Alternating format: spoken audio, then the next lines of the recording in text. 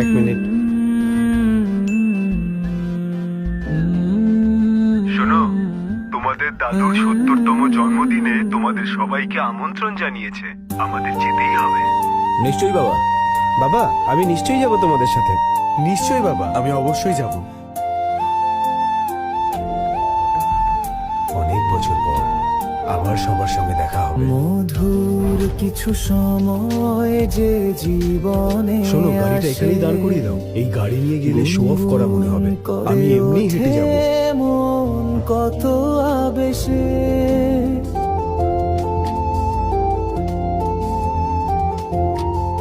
Sir, আপনার বাবার খুব পছন্দের জিনিসগুলো খুঁজে খুঁজে এই বাক্সে রেখেছে।